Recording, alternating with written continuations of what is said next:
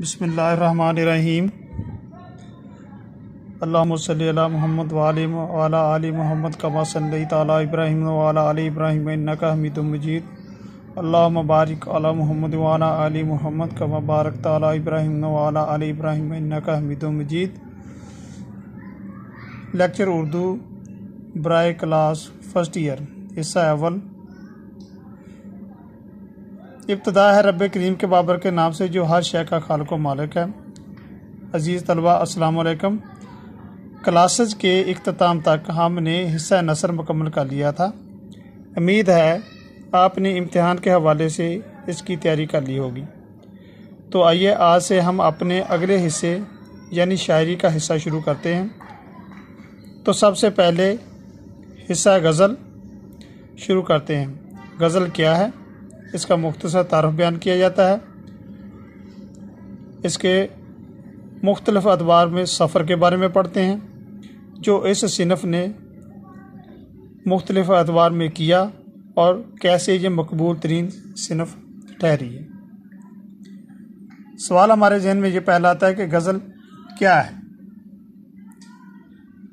غزل اردو زبان کی ایک ایسی صنف ہے جس نے نہ صرف اپنے ارد گرد کی زبانوں کو متاثر کیا بلکہ اپنی سخت جانی کے باعث آج تک اپنا وجود قائم رکھے ہوئے ہے۔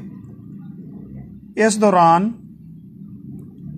قصیدہ، رباعی اور دیگر نہ جانے کتنی ہی اصناف سخن قصہ پرینہ بن گئیں، لیکن غزل نے ہر دور میں اپنا سفر جاری و ساری رکھا۔ ایک ایسا دور بھی آیا کہ اسے وحشیانہ صنف قرار دیا گیا اور یوں نظر آنے لگا جیسے اس صنف کے دن گنے جا چکے ہیں، یعنی یہ ختم ہو جائے گی، لیکن ایسا نہ ہو سکا۔ اس کے باوجود غزل نے اپنے مزاج میں معمولی تبدیلی کے ساتھ اپنا سفر جاری رکھا اور آنے والے وقت میں ایک بار پھر اپنی طاقت کو تسلیم کرا لیا۔ اردو ادب کے موجودہ منظر نامے میں اگر جھانکا جائے تو غزل ہی ایک ایسی صنف ہے جو مقبول ترین صنف نظر آتی ہے۔ غزل کی مقبولیت کا اندازہ آپ اس بات سے بھی لگا سکتے ہیں کہ ایسا شاعر آپ کو ڈھونڈنے سے ہی ملے گا جو صرف اور صرف نظم کو ہی ذریعہ اظہار خیال بنائے ہوئے ہے، یعنی کہ جو صرف نظم میں شاعری کرتا ہو۔ لیکن نظم اور غزل دونوں میں اظہار خیال کرنے والے شعراء گنت ملتے جاتے ہیں۔ دراصل غزل میں کچھ ایسی خصوصیات ہیں جن کی وجہ سے غزل سے نجات پانا کسی طور بھی ممکن نہیں۔ اب ہم اس کے معنی کی طرف ہوتے ہیں کہ غزل کے معنی کیا ہیں۔ لفظ غزل کے معنی مختلف جگہ پر مختلف ملتے ہیں۔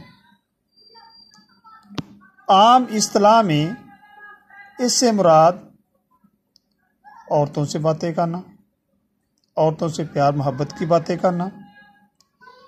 فارسی میں اسے سخن با زنان گفتن کہتے ہیں، یا عورتوں کی باتیں کرنا، عورتوں کے بارے میں باتیں کرنا۔ فارسی میں اسے سخن از زنان گفتن کہتے ہیں۔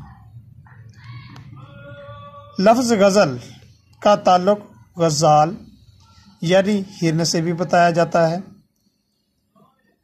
یعنی خوف کے وقت یا جب اس کو کسی نے پکڑ لیا ہو، کسی وحشی جانور کے وہ ہرن قبضے میں ہو اور وہ درد محسوس کر رہا ہو، اس وقت اس کے منہ سے جو آواز نکلتی ہے اسے بھی غزل کہتے ہیں۔ ایک اور تعریف کے مطابق یہ قصیدے کے تیسرے حصے سے نکلنے والی صنف ہے۔ عام لوگ اس کی تعریف کس طرح کرتے؟ عام فہم زبان میں ہم غزل کی تعریف کچھ یوں کر سکتے ہیں کہ غزل شاعری کی وہ قسم ہے جس میں حسن و عشق کے موضوعات اور تجربات پیش کیے جاتے ہیں۔ غزل کے لہجے میں موسیقیت اور ترنم کے عناصر بھی پائے جاتے ہیں۔ غزل میں مخصوص علامات بھی ہوتی ہیں جو غزل کو دوسری اصناف سے ممتاز کرتی ہیں۔ غزل میں حسن و عشق کے ساتھ ساتھ تصوف، اخلاق اور حیات و کائنات کے مضامین بھی ملتے ہیں۔ اب ہم تھوڑا سا غزل کے بارے میں پڑھتے ہیں کہ یہ کیا چیز ہے۔ غزل کے پہلے شعر کے دونوں مصرے ہم قافیہ ہوتے ہیں اور ہم ردیف ہوتے ہیں، باقی دوسرے مصرے میں قافیہ موجود ہوتا ہے۔ غزل کا آخری شعر مقطع کہلاتا ہے، یعنی یہاں شعر و شاعری کا سلسلہ ٹوٹ جاتا ہے، ختم ہو جاتا ہے، اور اس کے پہلے شعر کو مطلع کہتے ہیں۔ یہ مطلع یعنی طلوع ہونے کی جگہ، یعنی جہاں سے یہ غزل شروع ہوتی ہے اس کو ہم مطلع کہتے ہیں۔ غزل کا آخری شعر میں نے بتایا کہ اسے مقطع کہلاتا ہے، بشرطے کہ شاعر نے اس میں اپنا تخلص استعمال کیا ہو۔ غزل کی انفرادی خصوصیت یہ بھی ہے کہ اس کا ہر شعر موضوع کے اعتبار سے مکمل ہوتا ہے، اس اعتبار سے وہ دوسرے اشعار کا محتاج نہیں ہوتا۔ اب ہم یہ دیکھتے ہیں غزل میں پوچھے جانے والے سوالات اور اس کے بارے میں ہدایات کیا ہیں۔ کتاب کے حصہ غزل میں سے صرف ایک سوال امتحانی پرچے میں پوچھا جاتا ہے۔ غزل کے اشعار کی تشریح کیسے کرنی ہے اور اس کے نمبروں کی تقسیم کیا ہے۔ امتحانی پرچے میں کسی ایک غزل کے 3 اشعار دیے جاتے ہیں جن کی تشریح طالب علم کو کرنی پڑتی ہے، اس کے ساتھ شاعر کا نام بھی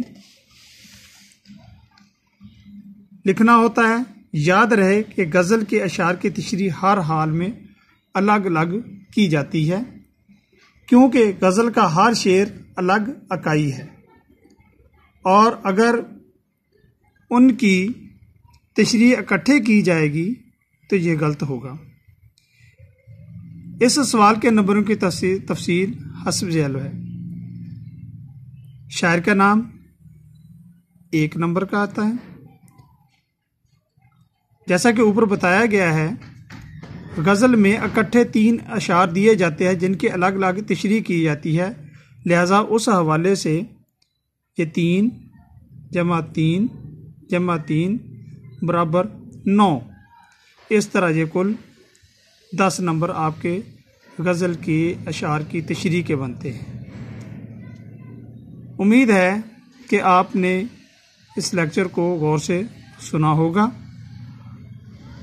اس لیکچر کے بارے میں اگر کوئی سوال ذہن میں ابھرے تو آپ اس نمبر پر بھی رابطہ کر سکتے ہیں جو میں آپ کو ابھی دکھاتا ہوں۔ عزیز طلبہ، یہ ہے نمبر۔ اگر آپ کے ذہن میں کوئی اس کے بارے میں، اس لیکچر کے بارے میں کوئی سوال پوچھنا ہو تو آپ اس نمبر پر رابطہ کر سکتے ہیں۔ جی شکریہ۔